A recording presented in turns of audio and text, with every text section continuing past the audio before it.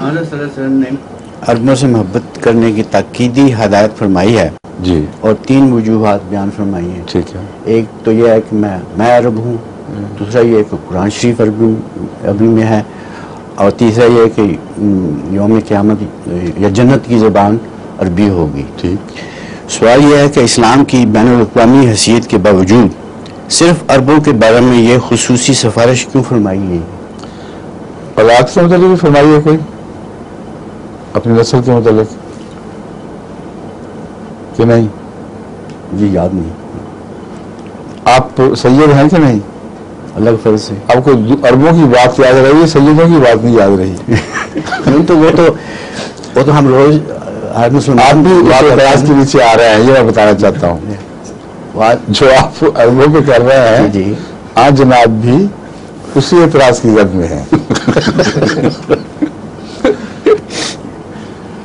اس میں انصاف کی بحثیں نہیں چل رہی، اس میں انسانی تعلقات کے رشتے اور انسانی فطرت کی باتیں ہو رہی ہیں.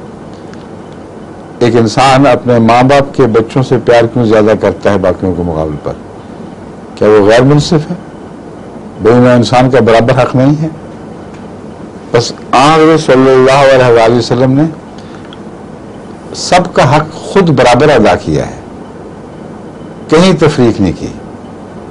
یہاں تک کہ آپ نے فرمایا آج آخری خطبے میں عجم اور عرب کے سوال کو اپنے پاؤں تلے کو چل رہا ہوں، کبھی اندر نہیں اٹھایا جائے گا. میری بیٹی فاطمہ بھی اگر چوری کرتی تو میں اس کے بھی ہاتھ کاٹتا. جہاں انصاف کی باتیں ہوں وہاں یہ باتیں ہیں. معاملات میں، حقوق میں، ذمہ داریوں میں سب برابر ہیں، لیکن جہاں تعلق کی باتیں ہوں، جہاں پیار کے رشتے ہوں، وہاں انسان سوچتا ہے کہ کس کا مجھ پہ زیادہ احسان ہے، اس احسان کو مد نظر رکھتے ہوئے میں اس سے حسن سلوک کروں. یہ وہ تعلیم ہے جو دی گئی ہے. سمجھے؟ شکریہ.